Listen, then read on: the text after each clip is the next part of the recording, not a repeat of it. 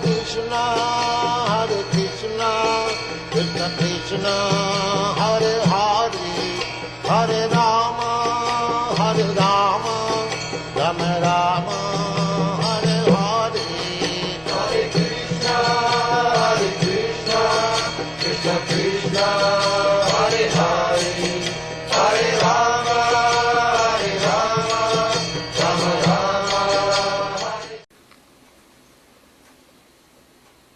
Hare Krishna. I'm Rajarsi Dasa. Welcome to Hare Krishna today. On today's program, we're going to speak about the science of God. Knowing God. Yes. People become confused in society because they think, wait a minute, what's going on in this world? All these different religions, religious scriptures, and everybody have their own opinion. This is God, that is God. So some people they become so disenchanted with religion. But of course, that is just due to their lack of sincerity of purpose also. Suppose you are cheated once, twice, 3 times with counterfeit money. What would you conclude? There's no genuine money. I don't want to have anything to do with money again. Is that a proper proposal? No. So the first thing we should know is that God is seated within everyone's heart. He says in the Gita, Hirde Sanivishta, He's seated within everyone's heart. And Smritir Jnanam Apohanam Cha. From me come remembrance, knowledge, and forgetfulness. So if a person has a desire to revive his memory of God, then the Lord from within the heart will help us. Remember, we are all God-conscious beings by nature. Yes. But now being under the influence of Maya or illusion, it is covered over. So let us look at some standard understanding of God from scriptures. 1, let us look at a definition of God from Vedanta Sutra. Vedanta says that the absolute truth is Janamadi Asyayataha, Him from whom everything comes. That's the absolute truth. Now, not too many people would argue with that the absolute truth of God is the source of everything. Pretty much everyone would agree with that He's the source of everything. But when the definition gets a little closer, then you thin out the ranks. If God is Janmadi Asyataha, Him from whom everything emanates, when it comes now to Bhagavan, if everything comes from Him, that means He's the possessor of everything. So Bhagavan means Aishwaryasya Samagrasya Viryasya Yashastriya Jnana Vairagyayaschaiva Sanam Bhaga iti gana. Vishnu Puran describes or defines Bhagavan as the supreme person who possesses everything in full or to the unlimited degree. Strength, wealth, knowledge, beauty, fame, renunciation, He has it all to the absolute and unlimited degree. People in this world, they may have some beauty. Yes, you may be a beauty queen. How long do you keep the title for? You're lucky if you keep it a year, right? How many people become beauty queen year after year? Well, God has the title infinity, for eternity. Krishna means all attractive. Yes. So Bhagavan is a definition of God meaning that he's the possessor of all opulences. That's the qualification of God. Therefore, that first definition is a sutra, a code in Vedanta. Janmadi Asetaha. It's called Vedanta Sutra. It is in a code form. But the elaboration is given in Bhagavad. There in Bhagavad,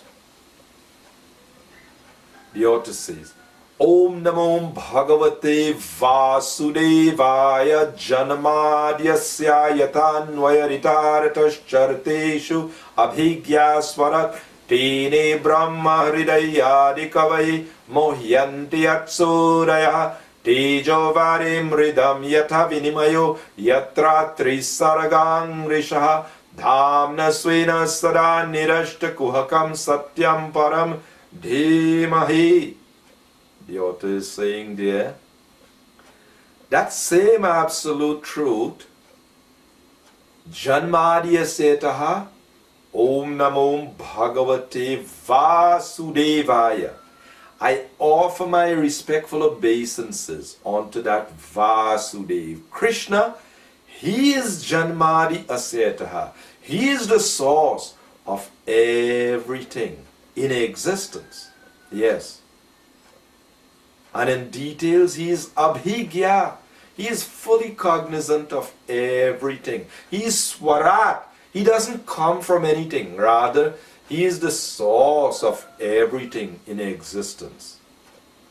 Tene Brahma Hridaya Adi Kavi. In the beginning of the creation, he imparted knowledge unto the heart of Brahmaji. Yes. Muhyanti Yat Suraya. Even the Devatas, they're bewildered by him. Therefore, Param Satyam Dhimahi. I meditate on him, for he is the absolute truth. That is definition given in the scriptures. But then again, someone may say, but what about this scripture and that scripture and this religion says different? What about that now? Well, what's the position of this scripture and that scripture and this one and that one? What's their position? Are they propounding the absolute truth, the highest truth? Or is it Upadharma, we're talking about some sub-religious principles to gradually elevate people? Absolute truth, Dharmam tu Sakshat Bhagavat Pranitam, that which has directly been given by God. Absolute truth. Let us take a definition from the Bhagavad. Vadanti tat tatva virastatvam yaj jnanam advayam brahmeti paramatma iti bhagavan iti shabdyati. Learned transcendentalists who know the absolute truth call this Brahman, Paramatma, and Bhagavan. Yes. So here, a lot of people maintain that God is present everywhere. He's a spirit and he's present everywhere. Fine. Nobody would argue. God is present everywhere. Sarva kaloidam Brahma. He's all pervading. That's fine. But that's not all. Surya Vat. The Vishnu Puran gives the example of 3 phases of understanding of the sun. If it's daytime and you're sitting in your house, the place is bright everywhere. Why? Because of the sun. But the sun is not inside your house. It's the sunshine, one aspect of the sun. But if you step out, you'll see the disk from where that shine is coming. And that is Paramatma realization. 3 phases. Brahmeti, Paramatma iti, Bhagavan iti Shabdyati. That the learned transcendentalists, they know these three phases. So yes, you know that all-pervasive Brahman, great. But then you will understand that Paramatma, that localized aspect, Anantarasta Paramanu Chayantarastam, situated within every atom. Antaryami, situated within the heart of everyone, that four-handed Vishnu form, that maintainer of everything. Krishna says, Ekang stena stito jagat, with a single fragment of myself, I pervade and support the entire universe. Vishnu is God and the job. He pervades and he supports everything. He's the maintainer of everything. So you can see the sunshine inside your house. You can go outside and see where the sunshine is coming from. The disk that is compared to Paramatma realization. But if you are powerful and you can go to the sun planet, then you can meet the sun god and you can see his chariot. Yes. That's compared to Bhagavan realization. So Krishna says in the Bhagavad Gita, Maya tatang idang sarvam jagata vyapta murtina, by me and my avyapta murti, by me and my own manifest form, I pervade the entire universe. All beings are in me, but I am not in them. So his Brahman manifestation, he pervades the entire universe. And he says, all beings are in me. Everything is situated in Brahman. Yes. Like the sunshine, everything is situated in the sunshine.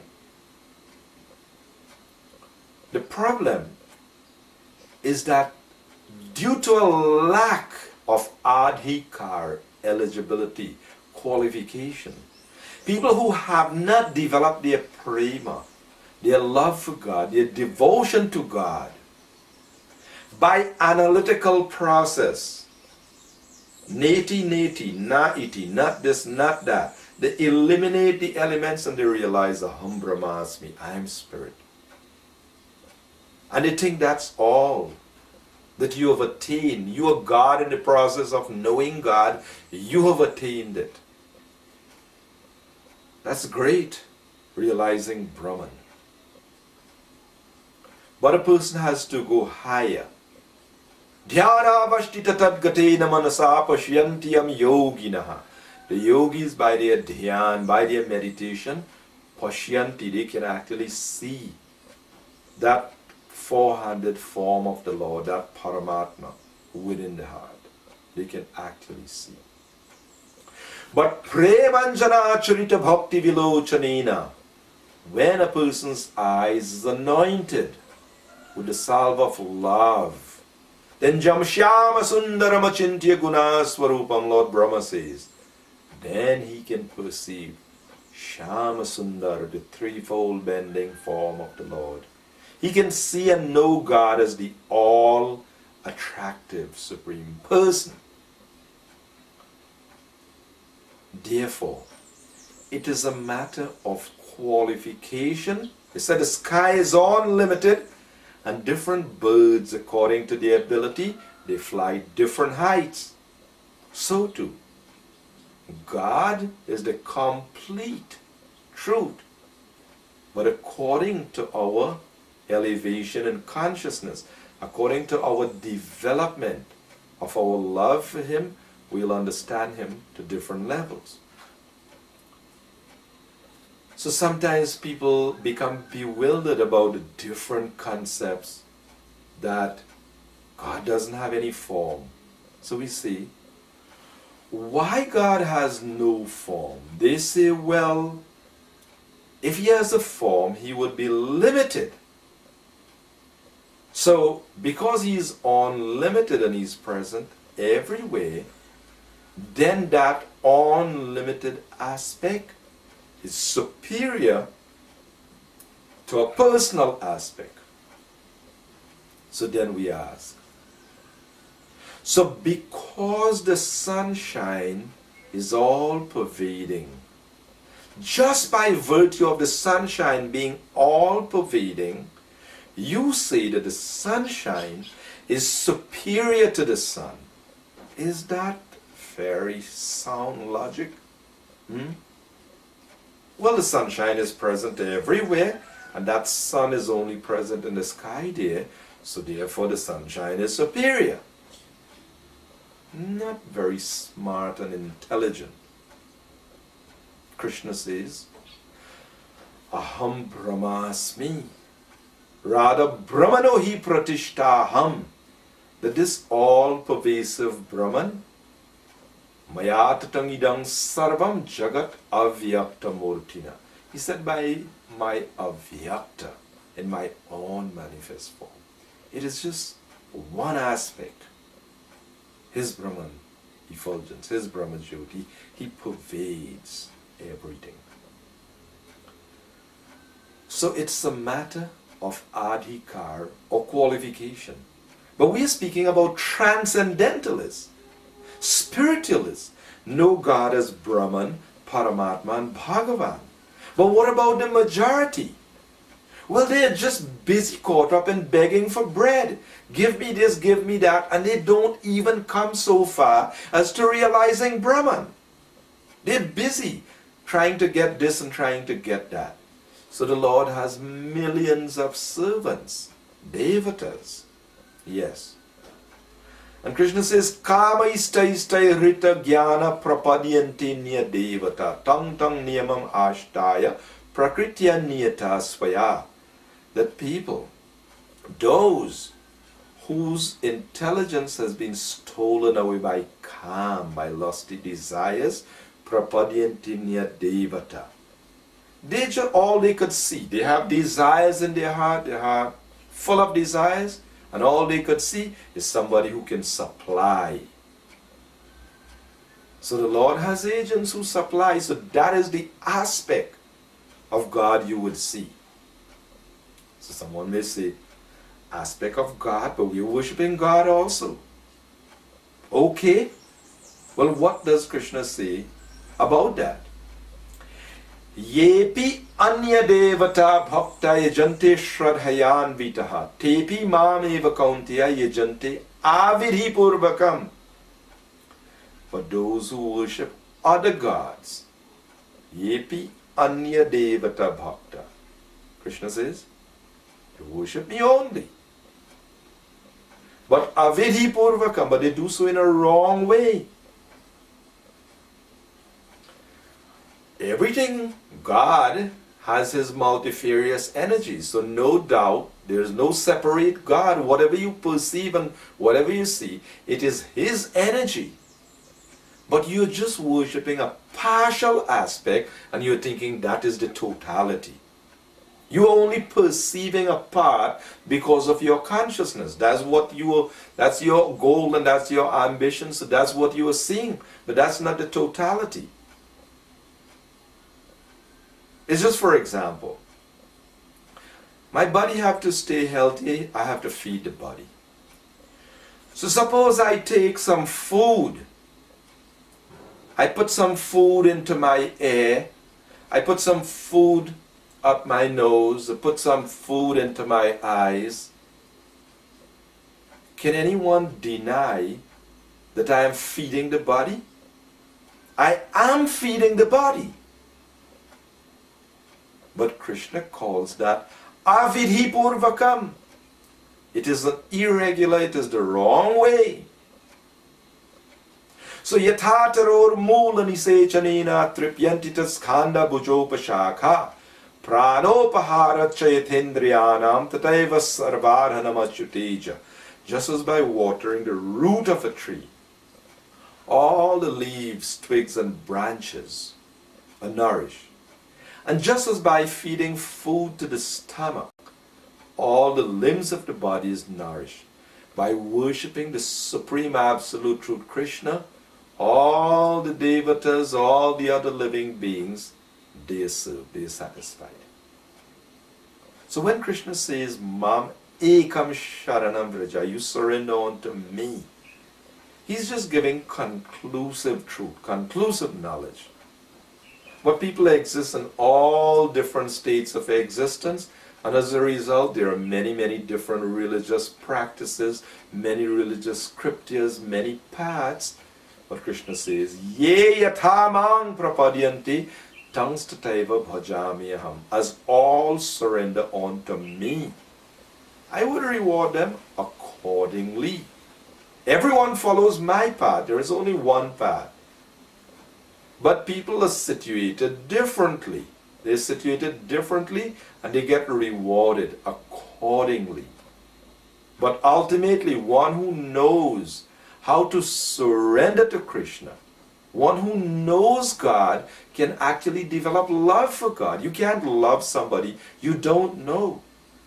So to just say God is impersonally, doesn't have a form, we say, so wait a minute, you're saying that you're greater than God, you have something that God doesn't have, you have a form, you have quality, you have personality, you have your desires, and you want to perform activity, but you're saying He is devoid of all of that?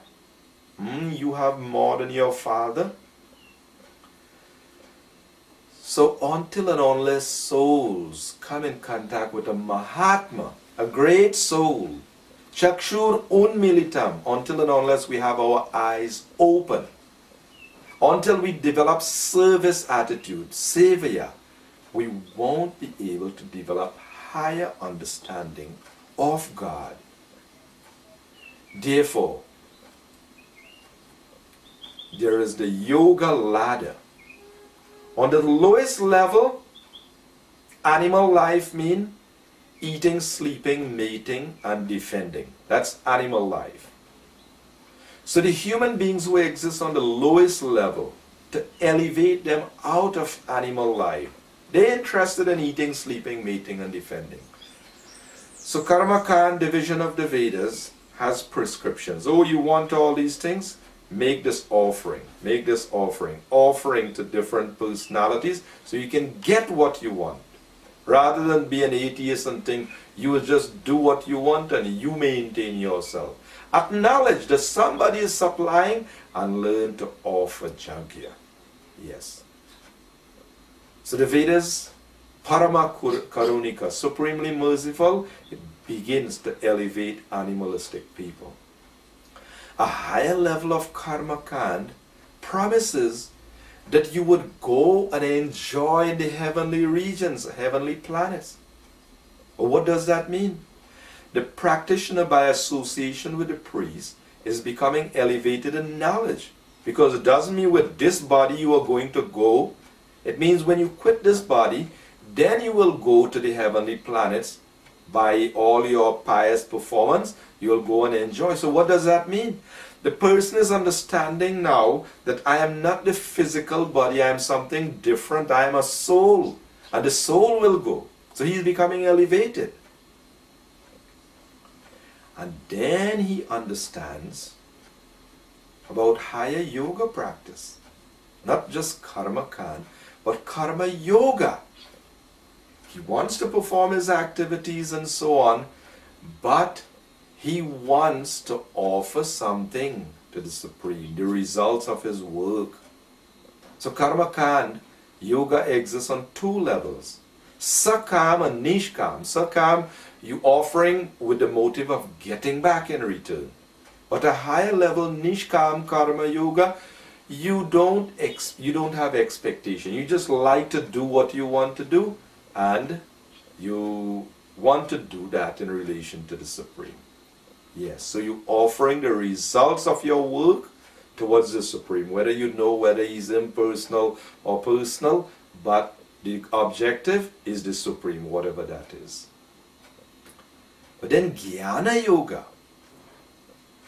Person, he knows about action and reaction, and he's more into philosophical, empirical speculation. He wants to analyze now, neti, not this. He wants to realize Aham Brahmasmi, spirit now. Higher understanding on the yoga ladder. Then he may realize Brahman.